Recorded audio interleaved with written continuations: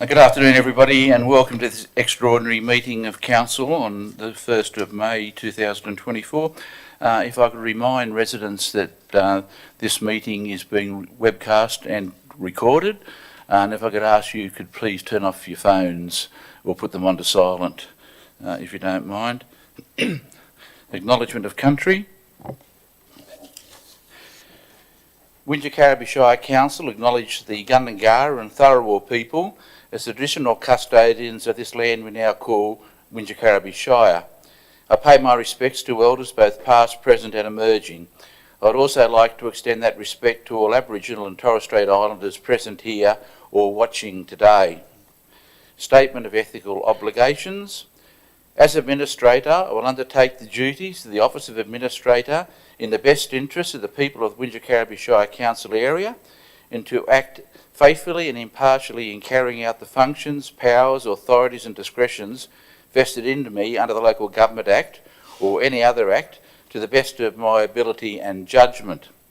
I am committed to the declaration of conflicts of interest in relation to items listed for consideration on the agenda or which are to be considered at this meeting in accordance with the Code of Conduct and Code of Meeting Practice. Obviously, there are no apologies.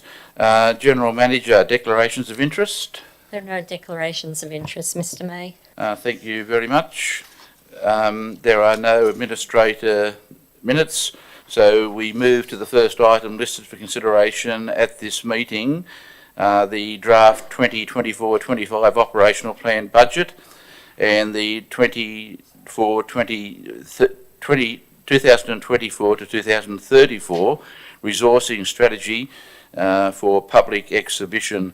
I would remind residents that 2 weeks ago we had a meeting where there was briefings given by council staff in relation to these matters.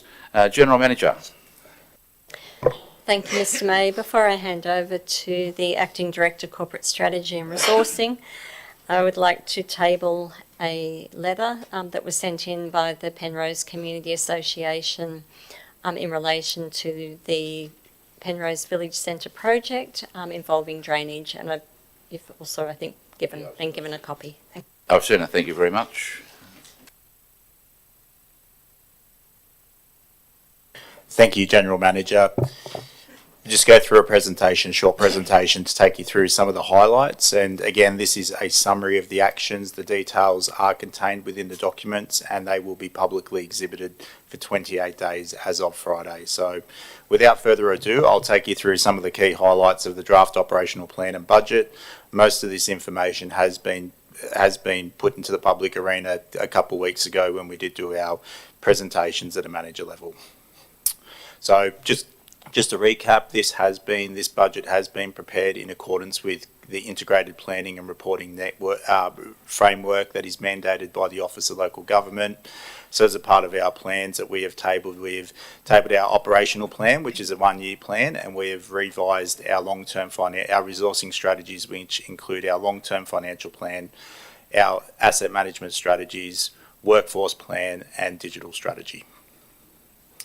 So just in summary, in the 24-25 financial year, in accordance with our community strategic plan, we've got 5 themes, and as in culmination of those 5 themes, we have pulled together 212 priority actions as a part of the draft 24-25 operational plan. Part of those will form. There'll be a number of topics that come through those, and a part of those is, I guess, one of our priorities is focusing on the induction of the councillors that are going to be coming on board with the election coming through in September 2024. So, just taking from my notes here, the development of program of onboarding for elected councillors, and also prepare a program of civic events in consultation with the mayor and councillor. Also, Council is focusing on organisational development and will be looking to partner with TAFE to pilot innovative programs for cadets, apprentices, trainees and people transitioning to retirement, and also continuing to provide apprenticeships, trainees and cadet roles to encourage youth employment and broader workforce participation. In our people theme, Place management will engage with villages to identify potential collaborative community-based and place-based projects throughout the Shire. Library services will upgrade and promote the new mobile library to encourage broad community participation, and upgrade and promote the new library website to increase community participation and improve accessibility. Looking at our places theme, the project management will complete construction of the animal shelter and SES building and deliver the Bowral sewage treatment plant upgrade. The civil construction team will continue to deliver roads and drainage capital works program to improve the condition of council's infrastructure network. On the environment theme, we'll focus on implementing key actions from the New South Wales Koala Strategy Regional Partnership Program, including implementing the koala habitat restoration projects on private lands, and also implement priority actions from the Bushfire Risk Management Plan to keep the Shire safe. In relation to resource recovery, the team will investigate equipment to improve material recovery and efficiency and identify opportunities to increase the percentage of waste diverted from landfill. Through the economy theme, we'll be working on preparing the Southern Highlands Innovation Park servicing delivery strategy and implementing the Southern Highlands Innovation Park Master Plan and Governance Strategy. The team at the sales yards will also be undertaking further works at the sale yards to assist to set up as a part of the local asset management plan review once that has been completed. So now just some context on the draft budget, and again painting the picture on where we're landing from a budget perspective. So council has an operating budget of $162 million, and we work through three different funds. So council has a general fund, a water fund and a sewer fund. So just to reiterate, any water rates that are collected go through the water fund and can only be spent on the water fund, and same with the sewer charges in relation to that. So a culmination of $162 million across those three funds. From an accounting perspective, council is reporting a profit and loss deficit of approximately $12.5 million across each one of those funds. So just to emphasise, there are some non-cash items such as depreciation that do sit in that make up some of that deficit. I'll take you through a bit of that later to give you some substantiation. Council has a draft capital budget of approximately $109.5 million, predominantly focused on infrastructure of $107 million, and also investing in our technology of $2.3 million. So again, just to give some context of how large our Shire is and I guess how complex it is in developing a program and talking about, I guess, depreciation and our asset portfolio, our Shire, again, is equivalent to the size of 35 Sydney LGAs, and we're approximately 2,668 square kilometres. So it's quite big when you're looking at the number of assets we have sitting across that portfolio and trying to manage that within such a modest rates base. As a part of that, we've got $2.7 billion worth of asset infrastructure, predominantly coming through the roads network.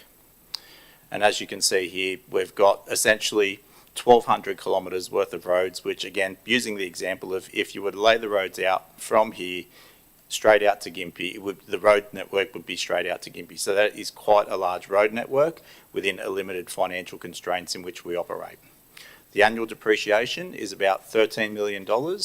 And for the first time this year, we're looking at doing a detailed capital works program as a part of the capital works program. In setting the budget, just setting some context of how we built the budget, we had a rates peg of 4.6%, which was made up of a core rate peg. So IPART determines the rate peg on behalf of council, and council implements that. So we have no control over how the rate peg is determined. It is passed on through the state government via IPART of 4.5%, and there is a growth component of 0.1%. Our domestic waste has been indexed by 7% to offset the increase in waste disposal costs. So one of our large drivers in expenditure increases was as a part of the increased cost relating to waste disposal. Water and sewer charges have generally been increased by 7% to ensure both the water and sewer fund, as I've described previously, remain financially sustainable and cash flow positive throughout the term of the long-term financial plan. Our fees and charges, when we've gone through those internally, we've asked all the managers to go through to make sure that they align with their relevant pricing categories, and there are market alignments as well. So some of our fees and charges are statutory, where the state prescribes in what they are. Some of them align to cost recovery, some of them align to market. So we've gone through a diligent process, to make sure that they align to their relevant pricing categories. One of our biggest expenditures is salaries and wages, and there was, an increase of 5.1% overall, and that was a combination of award increase, a new salary system, which has been a decade in the making. We've finally got that over the line, and the super guarantee increase as well. So that again is the statutory requirement of taking superannuation from 11 to 11.5%. Generally, our operating expenditure increase, we put parameters around 3.5%, but again, we went down to that level to make sure that we could validate our increases via contract. So we're putting a bit more rigour around how we increase our budgets. Parameter that we worked towards, we ensured that our working capital was greater than our benchmark that was set, which is $5 million as at 30 June 2025. Just a snapshot in regards to council's revenue, revenue by category or income by category, and just showing the emphasis, in particular the graph on the right of rates and charges, and our emphasis on rates and charges. So what we are looking at doing is trying to diversify our revenue so we don't have a greater dependence on rates and charges, in particular with inflation increasing, our inflation increasing greater than what our greatest revenue source is, which is mandated by the rates peg. So essentially what we're looking at is trying to diversify our revenue streams to be less dependent on rates and annual charges. And again, just touching on the depreciation and the growth of depreciation. So depreciation essentially is how our assets deteriorate in a financial context. So as you can see here, the rate peg is our largest revenue source, and predominantly outside of grants, predominantly most of our revenue for renewing our assets come through the rates channel. So looking at that there, we've got a rates peg of 4.6% this year, and we've got an increase in depreciation of 17.8%. So you can see there that there are some matters that we need to consider in looking at new revenue sources to try fund our depreciation. Just to cap on, water rates and why water rates are going up by 7%. And again, there was a legacy matter where during the special rate variation in the 16-17 financial year, there was a decision to not increase water rates for the 4-year period to take the burden off ratepayers during that period. The longer term impact on that means that we need to now go and recover those funds to make sure that the water fund is sustainable in our long-term financial plan from a cash perspective. So that, with a result of, heavy investment in the water fund and water-related assets over the period of the long-term financial plan, we're proposing a 7% increase on water charges. Fees and charges, so this is something that we also do, and we'll be putting on public exhibition as a part of the budget process, is we've got a detailed reconciliation attached to the council report, so I thought I'd just do a high-level summary around what changes have come through this fees and charges schedule. So as a part of this year, we're proposing 106 new fees be introduced. Some of those have been offset by some discontinued fees, which there's been 38 of, but as we're looking at changing things around and how things operate, essentially fees and charges are going to change, and we need to create new fees and charges. As you can see, greater than 10%, 34 fees have increased by more than 34%, and 26 fees have increased by less than 4%. Just noting that while we're on public exhibition, there will be some changes with statutory fees, because statutory bodies do provide us with that information as well as we go through. So as we receive that information, we'll update in our fees and charges schedule and report that back to council as a part of our adoption of the budget. Just a brief one on the revenue policy. So again, this is a requirement of council in delivering their operational plan. So the revenue policy determines and sets our rates. So as outlined in the council report, we did a review on our rating subcategories and the Moss Vale, and we've determined to discontinue, based on legal advice that we've received, the Moss Vale South rating category was deemed not legal. So we have worked off that. We have worked with that advice to discontinue that. In providing the revenue policy, we've also put a policy position in there for special rates for new living areas. So on a case-by-case basis for new living areas, as council develops new living areas, council officers will investigate a special rate to determine service levels and see if there's a need for a special rate based on the service levels coming out of these new living areas to go through a special rate process. We've also introduced what's known as part year rating. So essentially what would happen is at the moment you get your rates at the start of the year, and then when there are subdivisions of rating of properties or whatnot, we'd have to wait essentially up to 12 months to then reissue a rate notice. So from a policy perspective, we're now going to be doing that quarterly. So when council receives advice from the Valuer General, that will then be updated in the subsequent quarter. We've also updated the rate subsidy scheme in line with the council resolution to include community halls that are not operated by council. And just to close off the revenue policy, loan borrowings as outlined with the animal shelter, Bowral STP and the Mossvale STP. Just some risks that we've highlighted, and one of the risks that has happened that has eventuated over since publishing as we've prepared the documentation was we had an unrestricted working capital of 304,000 when we last reported to council. That has now diminished to 54,000 based on some advice we received from the state government relating to the award payment for staff that have been employed by more than 12 months. We also have the continual risk of high inflation relative to a modest rate peg, which has had an impact on council to maintain its financial performance and renew assets at the rate of depreciation. So essentially what that means is as I've discussed previously, our rates are going up, but our expenditure is going up higher than what our primary source of revenue is. We also have development assessment and regulation vacancies and reliance on contractors. So as a part of the 23-24 financial year, we have reported to council having to do some adjustments to our budget as we've gone through.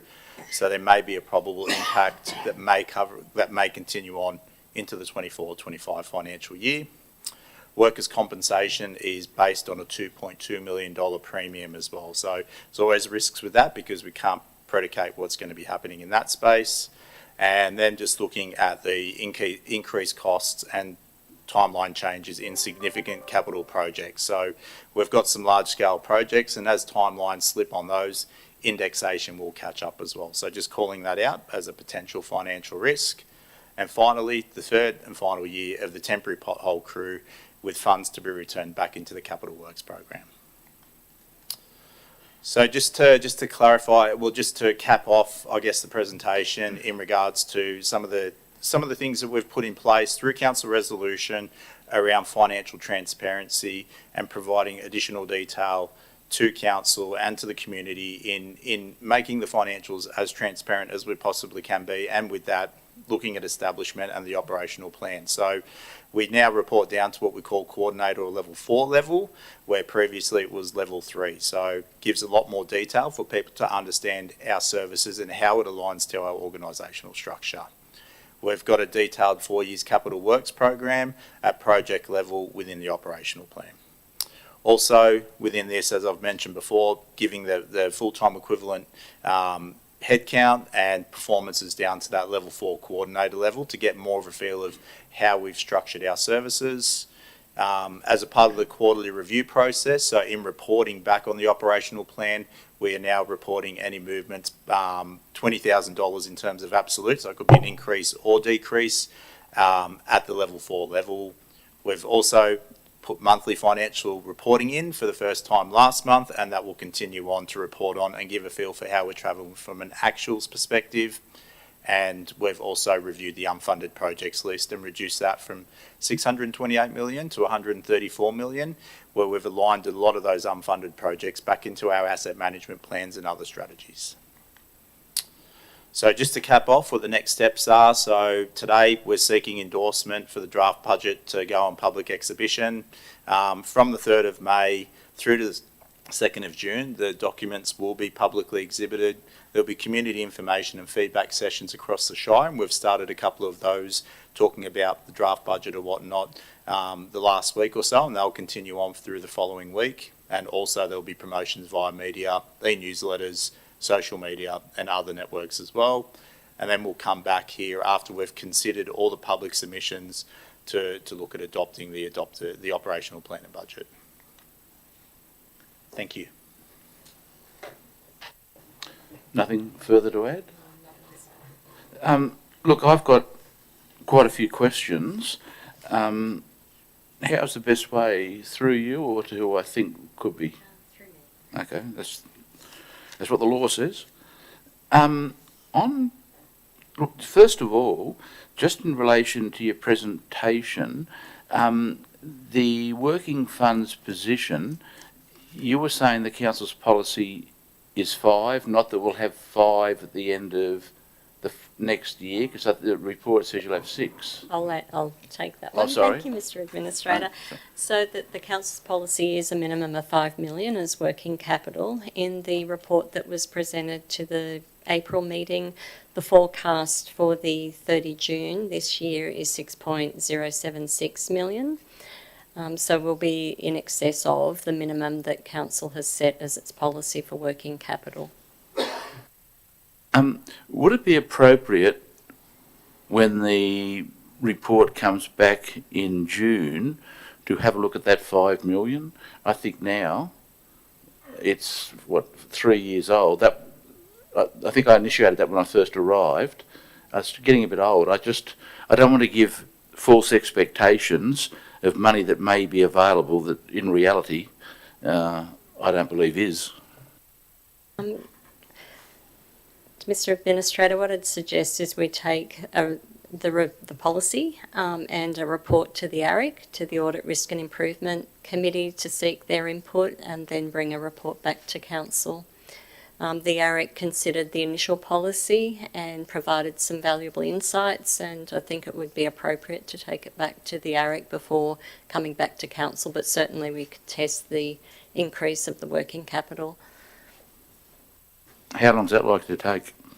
I'll ask the manager governance when the next ARIC is. Thank you. The next meeting's the 6th of June, so it's close. So I'll still be here? Yes. Okay. Is there any need to build that into the recommendation, or you just make sure that happens for us? Okay, thank you. Moss Vale South, I speak to a lot of people who think that that new development out there is going to attract a special rate. Is what you're saying is that whilst the council of the time had that idea, the staff never acted on it and in effect did it properly in accordance with the law? I'll ask the acting director, who is also our CFO, to provide the facts of the matter. Thank you, Mr. Kuzmanowski. Thank you. In consultation with the rates manager, he's reviewed it with legal advice and essentially pointed to the fact that it wouldn't be legal based on what the categorisation of a residential subcategory is. So there was a concept put into the operational plan, I believe, in 2021. And it was enacted. There was no rateable properties against it, but we're getting to that point where that Moss Vale South is going to be activated. So we thought it would be prudent to get legal advice to determine if it was a valid rating category, and the advice we'd received that it wasn't a valid rating category. Thanks for that. Okay, if you go to page 9, and look, I'm going to be a bit all over the place here because it's a big document, and the attachments, as I went through them also, I had numerous questions.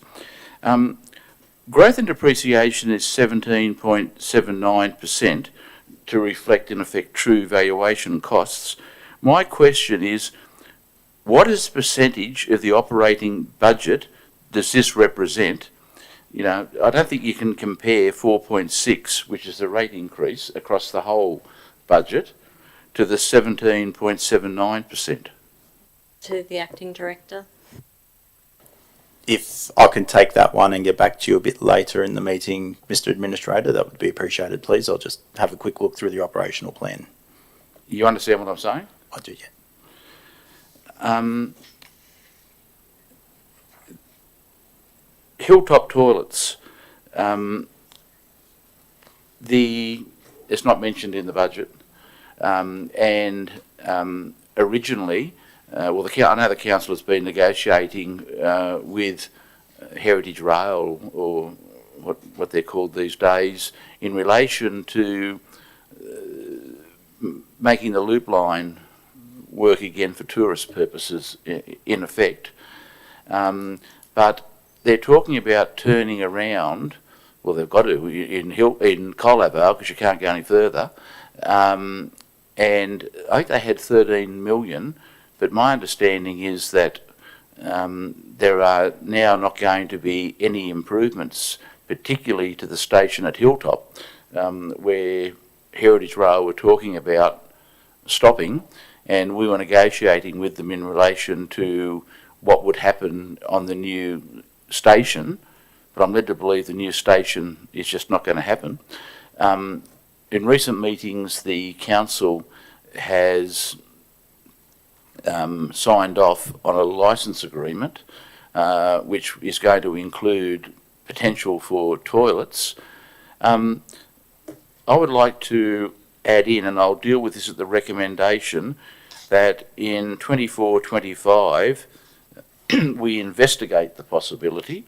In other words, similar to what we've done at Yerrimbul, thank you, and with a view to providing the funding in 25-26. Now, I don't know whether it's going to be achievable, because we'll come to the proposed capital works programs a bit later, but I do think unless we do something, there's going to be a problem. And it's all very well for the Heritage Rail to stop there, but there'll be no toilets.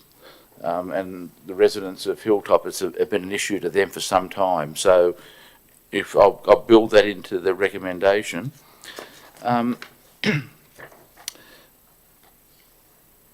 relation to ranges, as you know, I'd like to see a 7-day-a-week operation of ranges, not 9 to 5, Monday to Friday, with all the issues we have on weekends.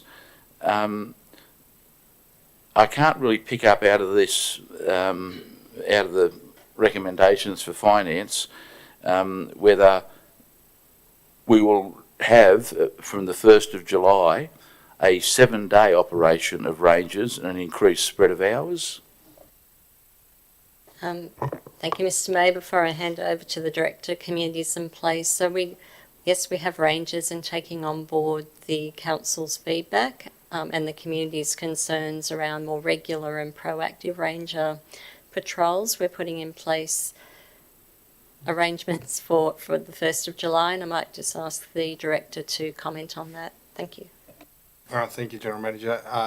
Yes, Mr. May, you will see that on page 72, the employee costs in the draft budget are proposed to increase on this year's budget. Now, part of that's obviously factor for increased employee costs, but you see the increase there is about 30%, and that accounts for additional range of positions, amongst others, that would allow us, give us the capacity to do a rotating roster across all 7 days a week. So a rotating roster across 7 days a week will start from the 1st of July.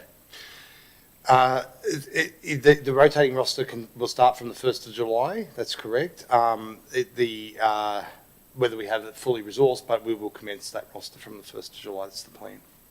It's a few months. Yeah.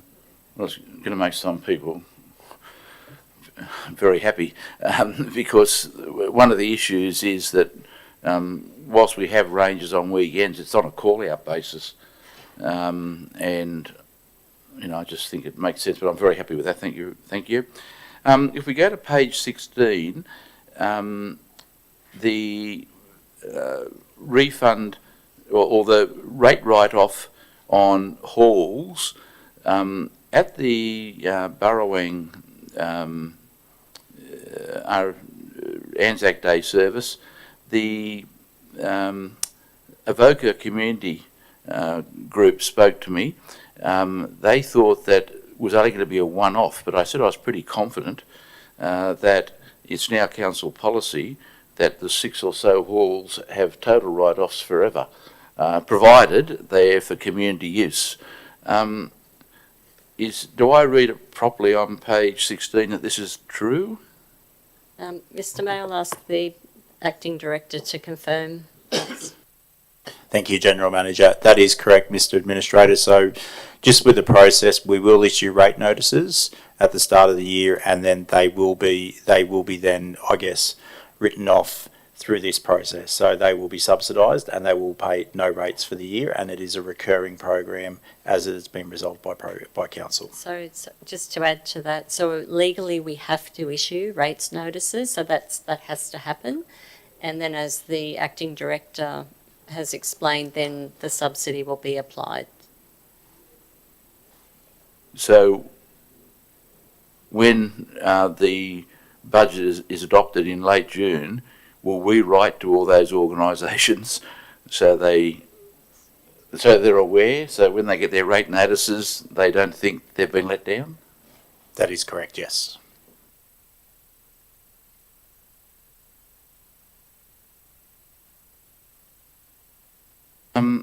Page 17, community engagement.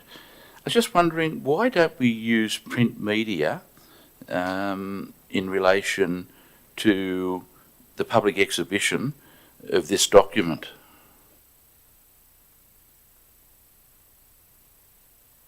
Mr Mayor, I'll need to check. My understanding is that we have used print media, but I'll confirm that with the manager and come back to you. At this meeting, or?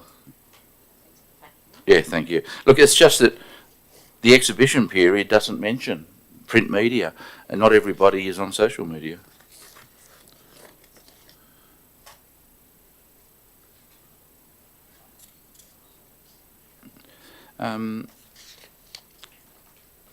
Unrelated to the budget, but important to the organisation, page 21, third paragraph down, the current members of the local planning panel are in place until the 30th of June 2024. Council's resolved to refresh the community members so that they take effect from the July meeting. Has that started? To the Director, thank you, Mr Davis. Mr Administrator, no, but we are about to commence the expression of interest for community members to that panel. Actually, I apologise, I jumped over one yellow thing here. And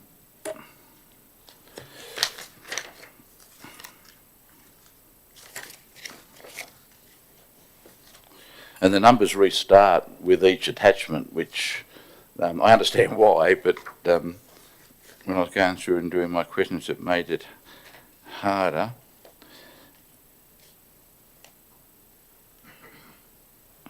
On page 15 of the resourcing strategy, 7.1.1, key challenges,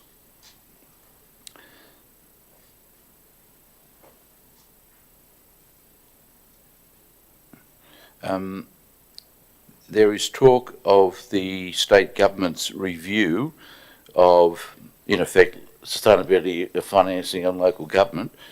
General Manager, I know the council is making an application, but are you intending to make an application to appear on behalf of the community in relation to this matter? Mr May, as you know, it's a near and dear inquiry to everyone in local government. So we have made a submission on behalf of Wingecarribee to the State Inquiry, and we will be seeking to speak directly to the Upper House Inquiry as part of their regional visits. Good news, thank you. When I looked at the numbers, equivalent full-time, there is an increase, but there's a need for it.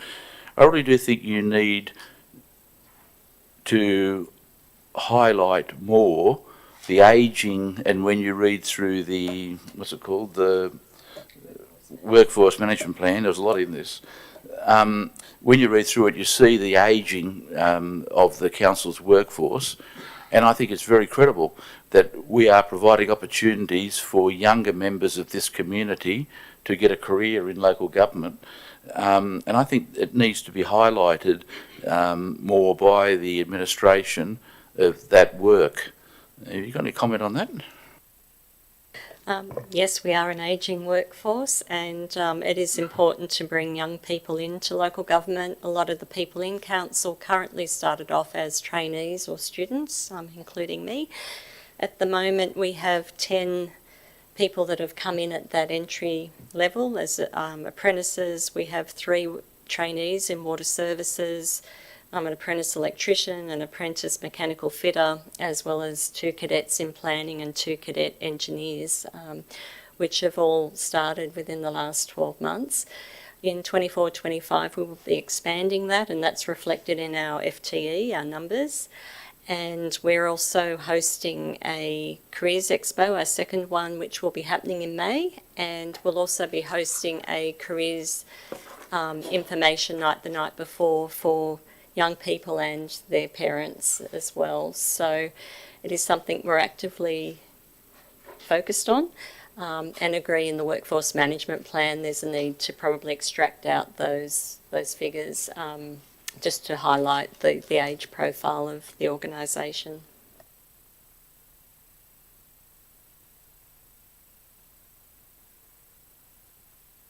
Look, thanks for that. And preference is given to Shire residents in that area?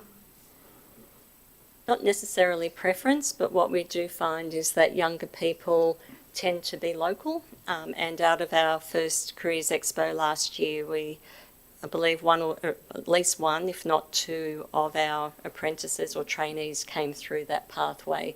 So one of the benefits of those career days is that it actually shows young people the breadth of what you can do in local government, but also the opportunities to grow your career and progress as well. It was probably a silly question because I think it's illegal. You've got to appoint on merit. Sorry. Service delivery reviews. A couple of meetings ago, there was a report on reviews, and I can't pick up in this document where and when they're happening and what reviews, because I think it's critically important for the incoming council to address that. I don't think I'll be addressing any of it because it's running out of time, but you have a statutory obligation as well. I'm just wondering where in this document is that? Before I'll ask the Acting Director to talk in a bit more detail, but service reviews are reflected in the operational plan, and a number are identified. However, the Director will talk to the program that will be presented to Council shortly. Thank you. Thank you, General Manager. So we are currently working on a prioritisation, and we will take that to the Audit Risk and Improvement Committee for their feedback, and then bring that back to Council as a part of adopting the operational plan and budget at the extraordinary June Council meeting. Thank you.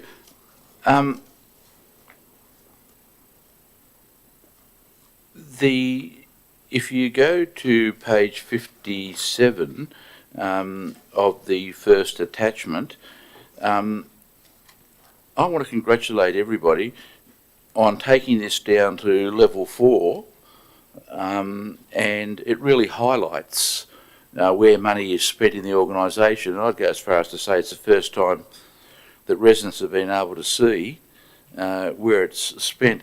I'd just like to make one suggestion, that on the web page where we outline the organisation structure, we have links, because I know it's there, but it's finding it's the problem. Who does what? Mr. May, we've updated the website already, so we've changed the title. So when people visit the website, they go to the Council tab, About Council, then it has our organisation and what we do.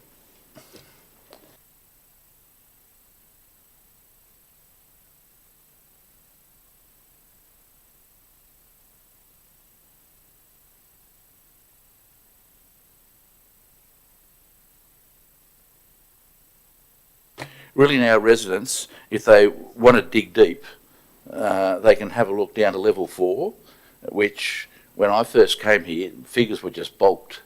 It might have gone, it went to directorates, but, you know, we discussed this and you agreed that the council didn't have the capacity at that stage to go into this level of detail, but thank you for delivering what you promised you would deliver.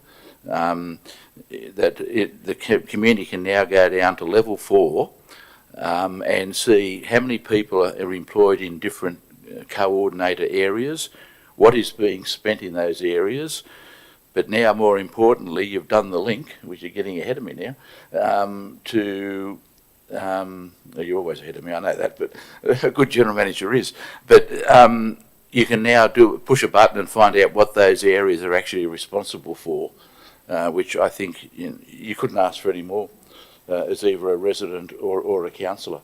So, you know, you're seeing what happens. Look, my final one goes to the financial reporting on level 4 and the commentaries in attachment 3, which even goes into further detail about employer costs and exactly what is happening in every corner of the organisation. And, you know, I think it's a credit to the organisation. In relation to charges and fees, I think I just let that one roll and see what happens in the consultation period, but noting that there's a net 70 increase, which relate mainly to halls, but I think it's playing catch up again with what other councils have. Now, what I really want to get to now is, and I've got to find it,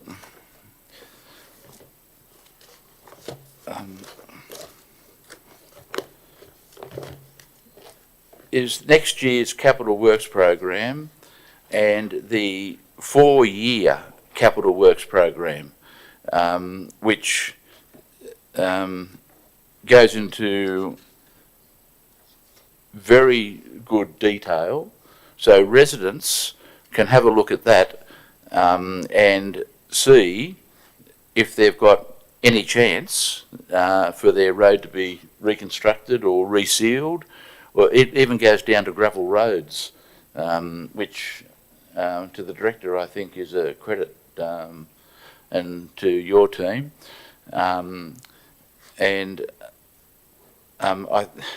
I think that, you know, when residents go to vote at this election, I think the importance of looking at this strategic level is very, very important. And, you know, no doubt some candidates will promise the world. Well, in this budget there is no discretionary money. There was, but it's gone. And I think the question to ask a candidate is, what are you going to take out of this budget to fund what you're promising? And I think responsible financial management will demand that. And in relation to the capital works program, it's very clear. You can identify what you can take out to fund your promises. And I think it shows the complexity of local government financing. And I think it's a credit to the staff that you just haven't bulked the money. You've gone down and you've laid out exactly what will happen over the next 4 years. Now, of course, the council can change that. That's up to them. But the information, as I understand it, in the 4-year capital program is predicated on professional advice and professional consultancies, particularly in relation to roads, about where the money needs to be spent. And I think with the last meeting we dealt with that, and trying to close the gap between what we're spending and the depreciation costs as well, which, you know, I think is showing a fantastic maturity in the organisation. Well, look, have you got an answer to that question I asked? Yep, just so essentially for next year's budget, we've budgeted $50.7 million worth of depreciation expense, $161.6 million worth of total operating expense, which gives us 31% of our operating expenditure as depreciation. Thank you. It's complex to understand it, but I don't think state or federal governments have to account for depreciation spend, do they? I'd have to take that on notice. They do go through their renewal programs, but I'd have to take that on notice. Yeah, look, no, it's just an observation. Look, the only other thing, the 10-year, and I marked it here, but I hadn't written myself a note, but I just saw it then. The 10-year financial plan, in relation to water and sewer, you have a 7% increase this year, and you raise that in your presentation, but you justify it fully in the documentation. And then you go back to 5%. The general fund, you have the 4.6% increase for this year. Then you go back to 2%. I take the view, look, I'm not the CFO, but I take the view that's very conservative. Thank you. Yeah, I guess with a lot of change going on, we spoke about the state and federal reviews into rating legislation. We would take a conservative approach with a lot of uncertainty moving around in that space. So we didn't want to overpromise and cut a very fine budget and then have to take things out in, I guess, putting that commitment in the long-term financial plan to the community. So we've taken a conservative approach, and then it would only get better, I guess, if things do work if things do work out better to us I guess after those reviews have been completed. But the review on rating has been completed, and it's trying to look forward, not back. But look, you're the professionals, but I think as the CFO or the acting director has said, it can only get better using that figure. Mr. Mayor, I think just being fiscally responsible, particularly, it is quite dynamic at the moment. There is quite a lot of change, and taking a more conservative approach, particularly in our projections with the LTFP, the long-term financial plan, is prudent, I believe, and I trust the CFO or acting director's advice on that matter. Thank you. Tar, have you got an answer to that other? I do. So in relation to the question around print media, we obviously do our press releases. They're often picked up by local media as well as both print and radio. Hard copies are provided at the libraries as well as customer service. However, we'll also put in ads in the local press, but it definitely goes out as press releases, and media are very proactive in picking those releases up. Yeah, but they're also commercial organisations that are a part, that they play an important role in the community, and I hope that especially for a budget, but you're saying the answer to that is yes, so we can look forward probably next week to seeing something highlighting this, which is good. I want to say something before I move it.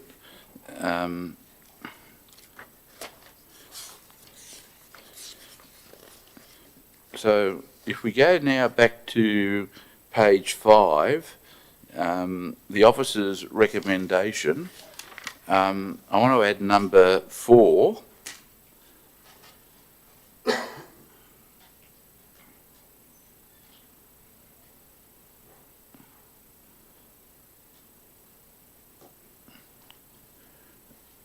The draft 2024-25 operational plan be amended to provide for an allocation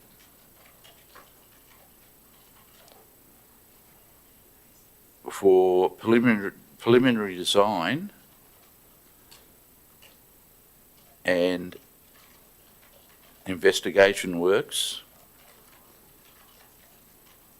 for public toilets in Hilltop.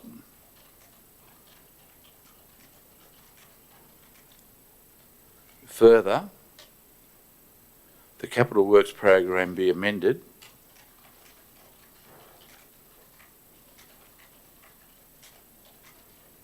for public toilets in Hilltop to be included in the 25/26 capital works program. Sorry, I can't read it.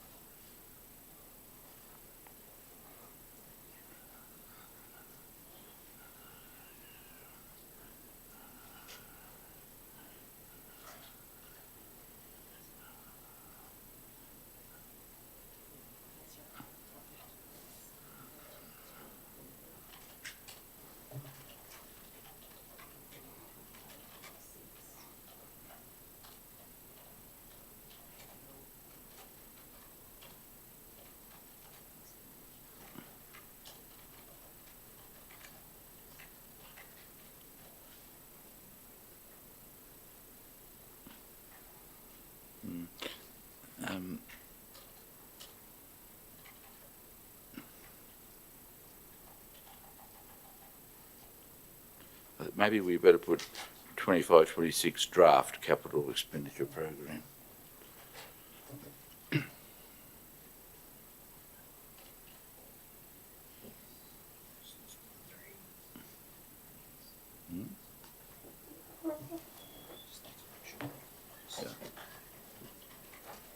Yeah, Karen.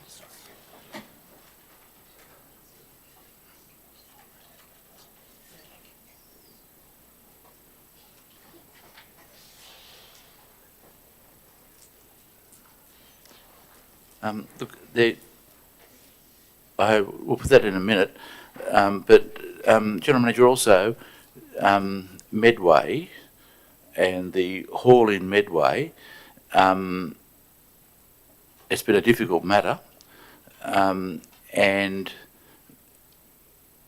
I, in discussions with them, indicated that I thought that the only financially prudent or feasible outcome was for, in effect, a small picnic stroke playground area to be provided, and for the council to look at using some of the bricks in demolishing the hall in association with an entry statement to the village.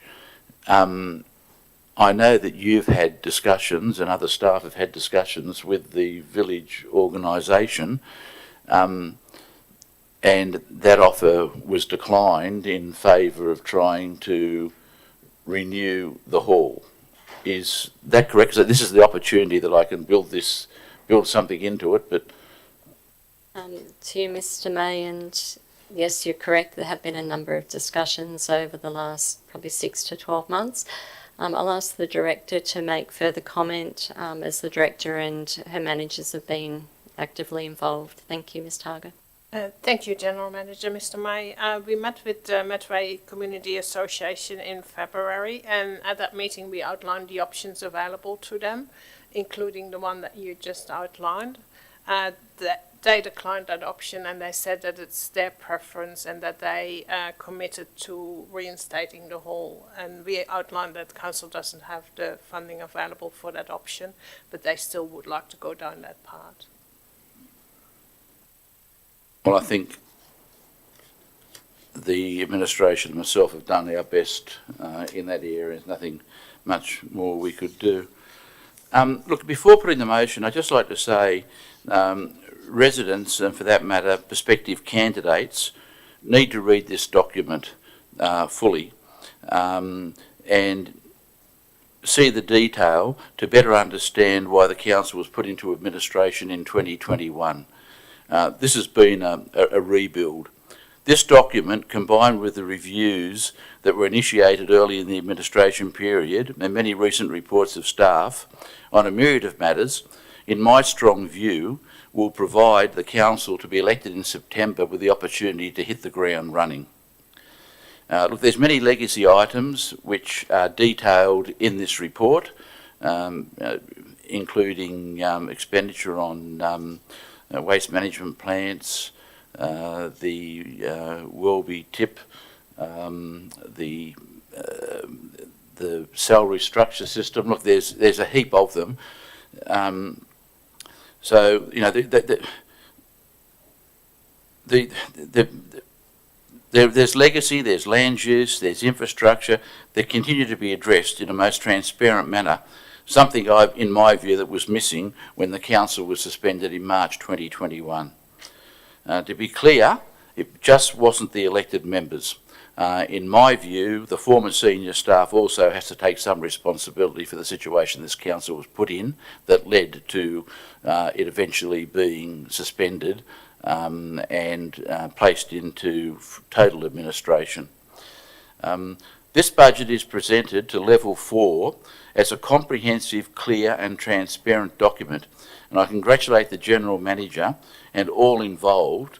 Look, put simply, I think it's a job very, very well done, and read with everything else, as I said earlier, it's going to allow the incoming council to take a strong strategic view on the future of this shire to ensure that residents' voices are very clearly heard and responded to.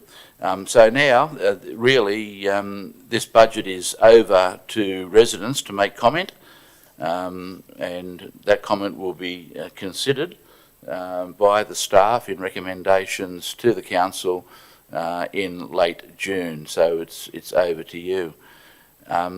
So I'll put the recommendation as outlined on page 5, 1, 2 and 3, and adding number 4 and declare that carried. General Manager, we now move to item 7.2, Land and Environment Court Appeals. Thank you, Mr. May. The Director, Communities and Place, Mr. Davis, will introduce this item. Thank you.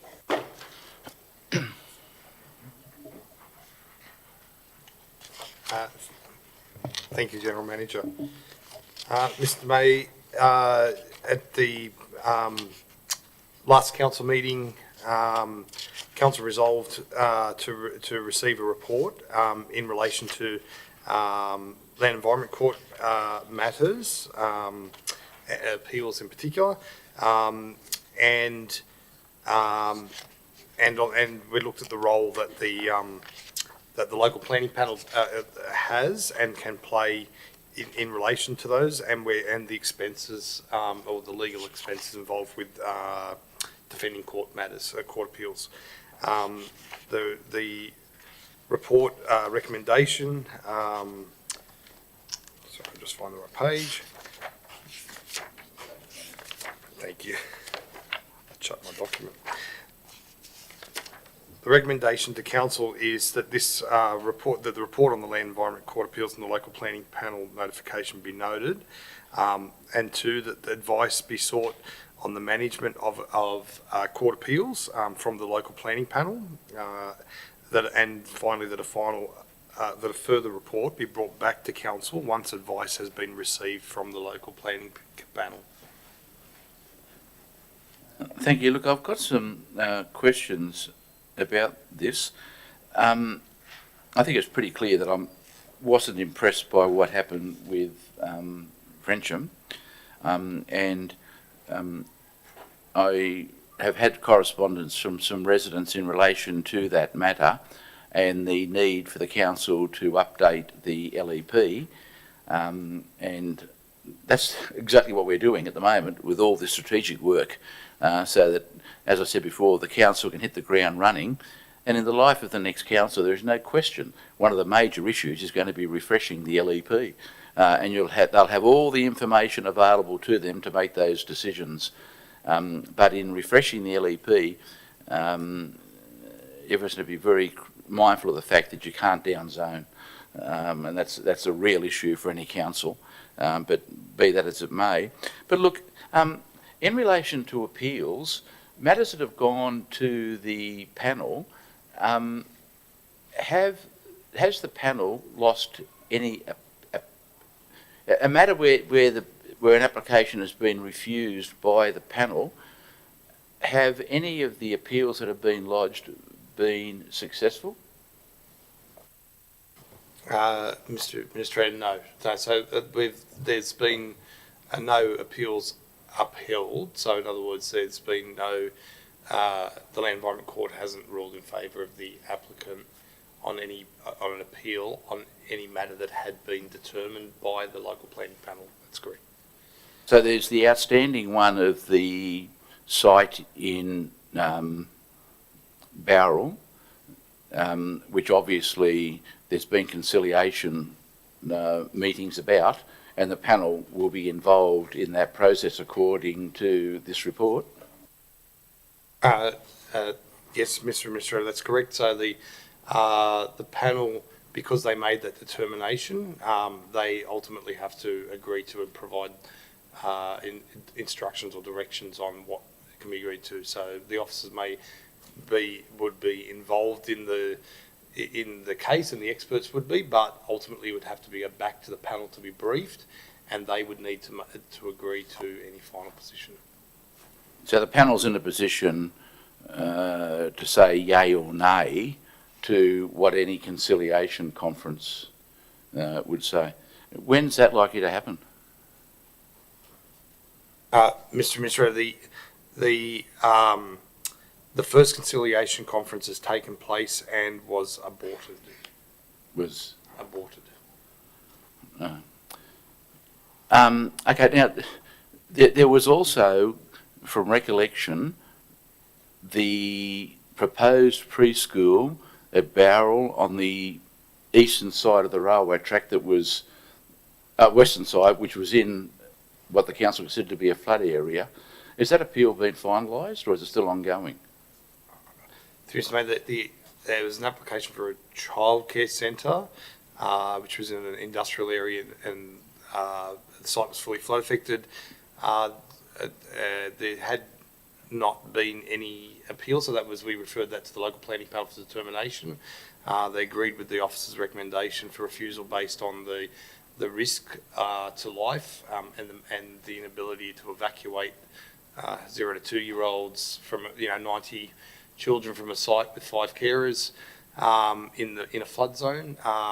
So the panel agreed with that recommendation, and there's been no appeal to the Land Environment Court of the. What, I thought I read there'd been an appeal. No, not on that particular site. Oh. No. Okay. Well, look, I agree with the report and recommendation, but I have a concern in relation to, and I get continually told this, that there are certain consultants in the Shire, planning consultants, who say give the council 40 days, then in effect, my words, not theirs, bully them, because they'll go straight to that application to save a cost associated with an appeal. Now, it's my understanding if the policies here have changed, if you go to appeal, we'll see you at the conciliation. We won't be expediting other applications who have been patiently waiting. How are those matters going to be addressed? Because I think it's, for the council to have confidence in the process, there needs to be a mechanism also for that. This report doesn't really address that smaller issue, but you say there's 15 outstanding appeals. I would say that more than half of them would be through alleged delay and neglect, but I don't have access to any of that information. That's not my councillor isn't entitled to that, but a councillor needs to have confidence in the process. Through you, May. Look, firstly, I can confirm around about half of those are what's called deemed refusal. So there where the applicant has chosen to appeal before we've actually made a recommendation or it's been determined. So, and sometimes that can be for a variety of reasons. Most commonly, it's time, and that's unfortunate at the moment, and can be a reflection of the market at times. So we've,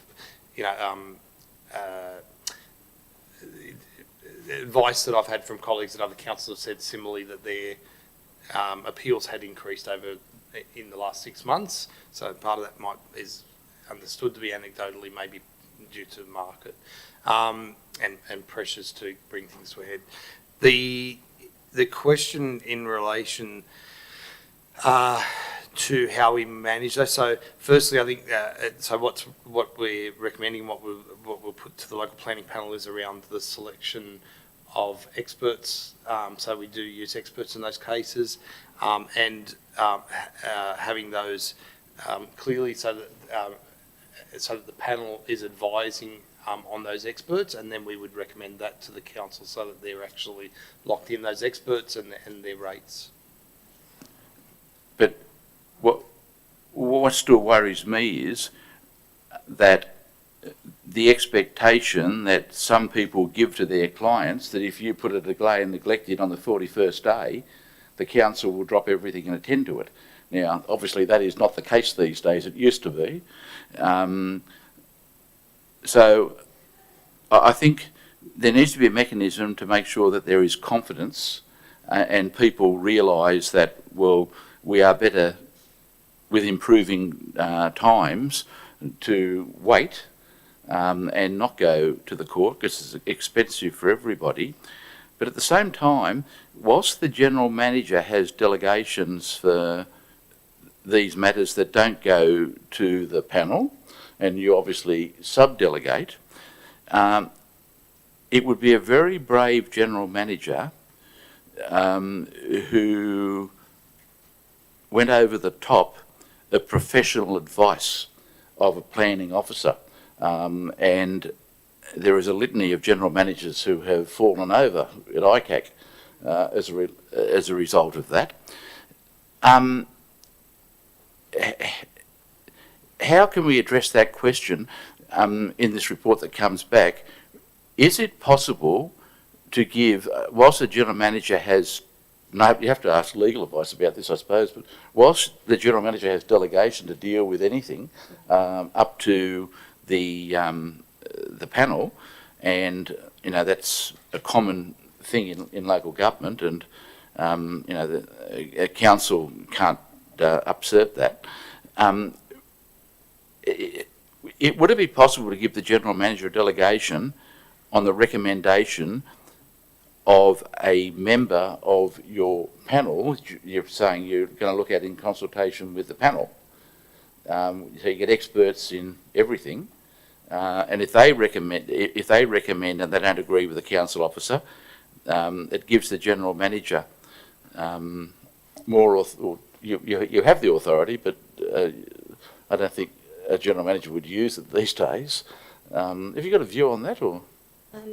I understand where you're heading. I think it would be wise to seek some legal advice and then to put the report to the panel, the local planning panel, and bring a further report back to council. Yeah, when you have these conciliation meetings for people in their 50 days or 60 days, do the commissioners, or they'd be assessors, I would imagine, it wouldn't go to a commissioner, are the assessors up to what they're on about, what they're up to?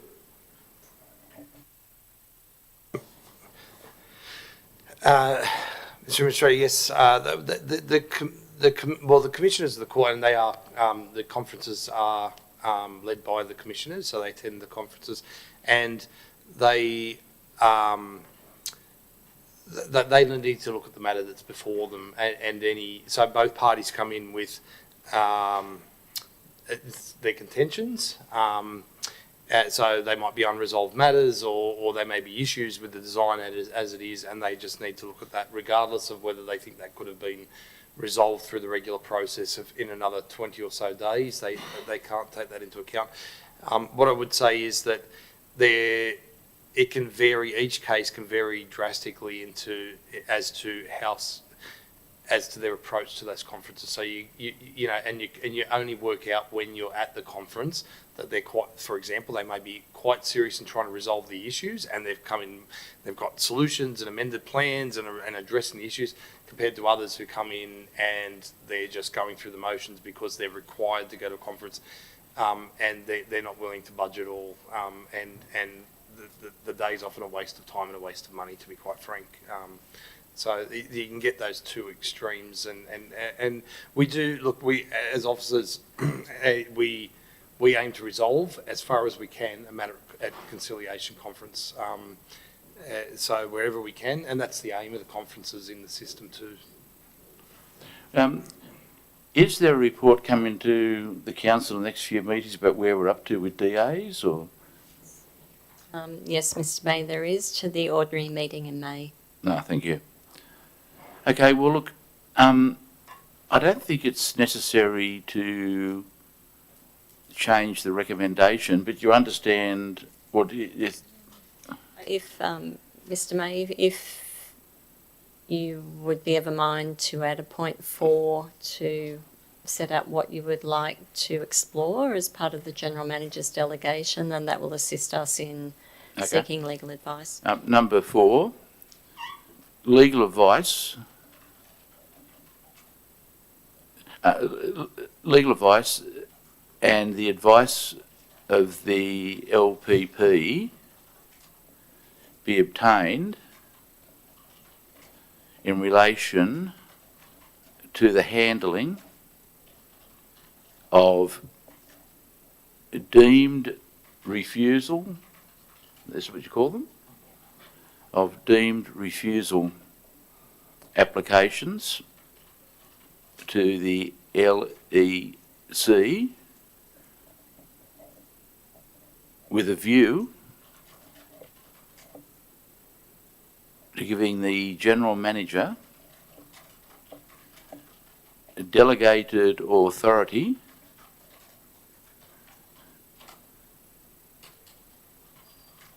where an independent review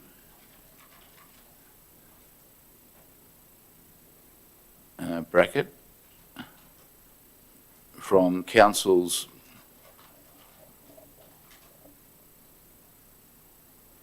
professional panel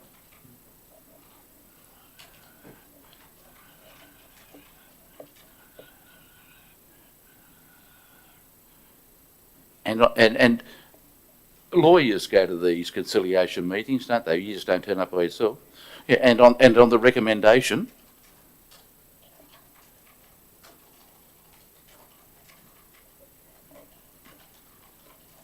of the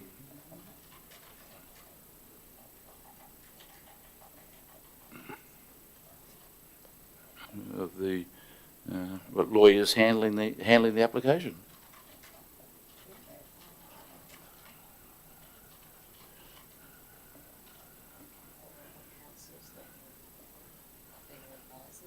Okay, yeah, and on the advice of council's legal advisors to hang out lawyers, yeah. Look, this is a complicated matter.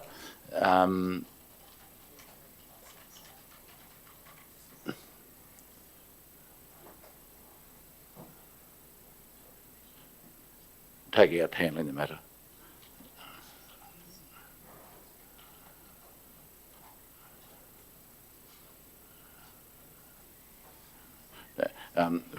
To put the bracket at the end of from council's professional panel.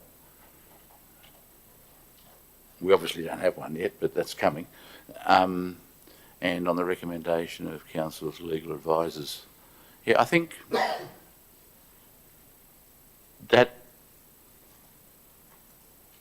that's enough running instructions about what I'm on about. Yeah. Okay.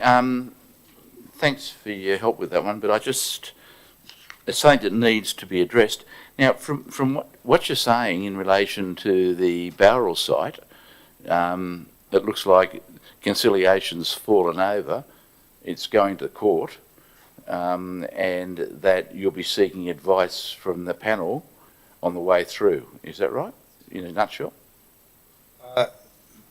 Mr. May, we have already sought the advice of the panel, and we referred that to the panel for determination in the first place for the flood affected site. No, I apologise. for No. The fire side in Bowral. Sorry, I forgot my wires. Look, I keep my eye on what's going to the panel, and I haven't seen any matter about that. So, if what you're saying is that the conciliation has fallen over, there's just no agreement.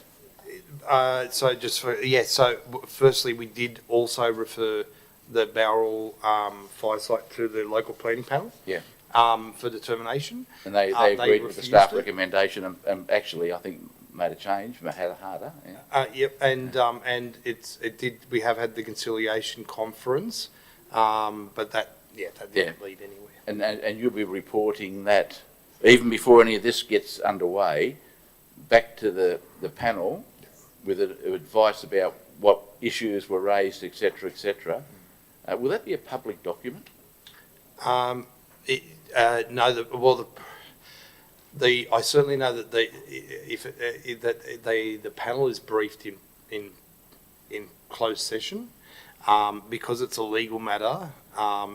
They're briefed in closed session, and I'd need to confirm, but I believe also their directions are kept closed. So whereas their resolutions are normally made public, but I'd have to confirm that. Might be a legal matter, but it's public money. Anyhow, look, that's something I think should be discussed with the panel as well. Residents need to know what is going on, and the mystery of Wingecarribee should be a thing of the past. Okay, in relation to item 7.2 on page 20, I would move the officer's recommendation 1, 2 and 3 and add number 4 as on the screen and declare that carried. 7.3, there's no introduction, it's pretty self-explanatory. Thanks for that. I note that there is no dwelling entitlement on this land, so you can't build anything, or you can't build a house on the land. That's correct. Should the council be looking in its new LEP at rezoning that land for public purposes? Take that on notice, Mr. May, and respond in the next business paper. Thanks. In relation to item 7.3, I'd move the officer's recommendation as outlined on page 25 of the business paper and declare that carried. 7.4, Summer Avenue, Bowral. It's being introduced by the acting manager. Thank you, Mr. May. The acting director will introduce this item. Thank you. Thank you, General Manager. At the council meeting on 17 April 2024, a report relating to 3 Somar Avenue, Bowral was deferred to enable the provision of further information relating to the compulsory acquisition process and if delegation could be provided to the General Manager to proceed to compulsory acquisition. In order for an application to be submitted to the Minister for approval to commence compulsory acquisition of land, a plan must be registered, creating an independent lot and deposited plan for the land to be acquired. This information must be contained as a part of the council resolution to proceed with compulsory acquisition. The surveyor has completed the groundworks for the plan of acquisition. It is anticipated the plan will be available in a couple of weeks for execution on behalf of council, after which time it will be lodged for registration with New South Wales Land Registry Services. Following registration of the plan of acquisition creating a separate lot, the matter will be reported back to council, providing details of the registered lot to be acquired for resolution to move to compulsory acquisition. The recommendation is as outlined in the report. Thank you. For the record, I would advise that I've had correspondence from the owner of the land requesting to meet with me, which I declined, having regard, and I think I sent you a copy with my response. It's inappropriate for me to become involved in this matter. I was involved very early on, and I made some suggestions, but it's too late for me to become involved now. But and I think the person may be the part owner or representing the owners. They were encouraging compulsory acquisition as quickly as possible, in my reading of that correspondence. What's the timeline after it says here that the surveyor's stuff will be completed by mid-May. What's then the timeline for issuing of a certificate of title? I believe it would be that timeline included the certificate of title, so we believe we'll have that by the end of May and hopefully bring a council report back to June. Okay. In relation to item 7.4, I would move the officer's recommendation as outlined on page 29 of the business paper and declare that carried. Before I close the meeting, I should have done this earlier, but I didn't. Your presentation with the budgets, can that be attached to the minutes, please? I thought it was informative and it pasted everything down, if we could do that. General Manager, any late items? No late items, Mr. May, but on the tail of the comment about the budget, I just would like to thank and acknowledge the work of the Finance and Governance and Corporate Performance or Corporate Reporting team and also all the managers. There's a tremendous amount of work that goes into preparing the budget, the operational plan and all the supporting documents, but also as highlighted tonight, a lot of work has gone in over the last 12 to 24 months in terms of clarity around the budget, breaking down to level 4 or the coordinator level in a very dynamic budget setting, and appreciate the work and the hours that have been put in by everybody here.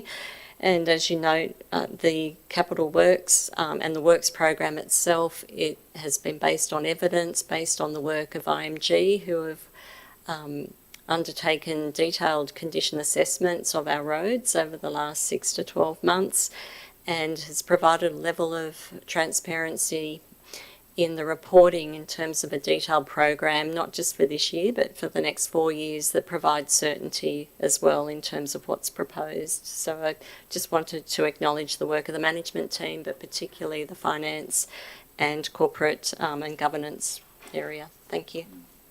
And I think you don't undersell yourself. It takes strong leadership to get these results. With that, I'll close the meeting at 4:55, and thank you very much.